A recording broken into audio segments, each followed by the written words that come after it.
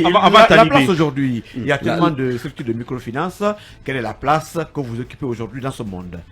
Oui, on peut le dire, hein, le Crédit Rural de Guinée. On sait qu'il y a eu souvent des évaluations oui, de ces entités de microfinance. Oui, sur le plan, dans le secteur de la microfinance, c'est la plus importante institution de microfinance qui a quasiment plus de la moitié du chiffre d'affaires dans ce secteur. Donc qui occupe le premier rang. Oui, qui occupe le premier rang. Après des classements officiels. Oui, après des classements officiels de la Banque centrale même, qui est la tutelle. Alors, avant Talibé, moi j'ai une curiosité, j'ai envie de savoir, parce que comme j'ai dit, ça fait 32 ans que le Crédit Rural existe. C'est un système de finances locale et de proximité. Quel schéma vous pouvez nous faire de votre, si vous voulez, cartographie, le Crédit Rural depuis 89, comment il est représenté à l'intérieur du pays? Il y a des agences et comment est-ce que les populations ont souvent accès, ont toujours eu accès à vos appuis, à vos crédits? Voilà, merci beaucoup. Je pense que ça a été le premier travail, essayer de mettre le Crédit Rural de Guinée partout en Guinée. Aujourd'hui, nous sommes avec 182 points de service. Et nous sommes présents dans 2500 villages et nous avons environ 500 000 adhérents. Donc aujourd'hui, presque c'est l'institution qui est la mieux connue, l'institution de microfinance qui est la mieux connue à l'intérieur du pays. Partout où vous allez, les populations connaissent ce qu'est le Crédit Rural de Guinée et qu'est-ce que nous faisons quasiment. Oui, bon, deux choses.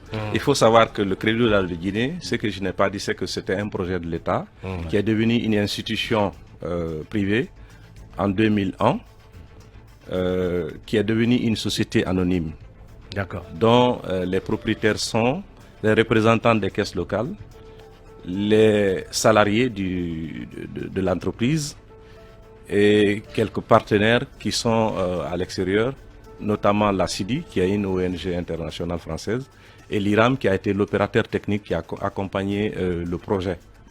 Donc, du point de vue actionnariat, ce sont les propriétaires du Crédit Rural de Guinée.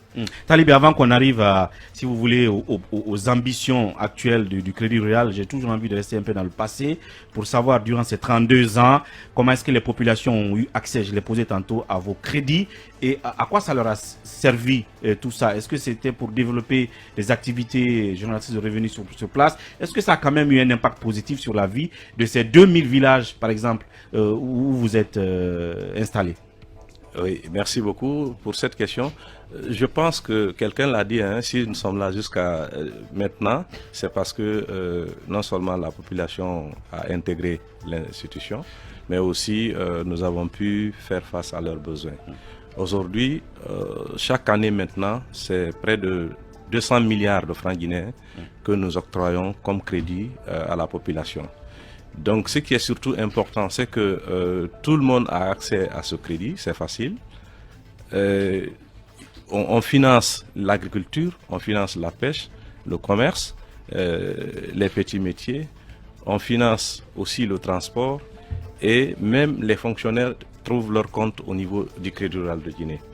Donc, aujourd'hui, c'est une structure vraiment qui soutient le monde à la base. Tous ceux qui veulent entreprendre une activité, tous ceux qui veulent mettre en place une petite structure, une PME, aujourd'hui viennent vers le Crédit Rural de Guinée.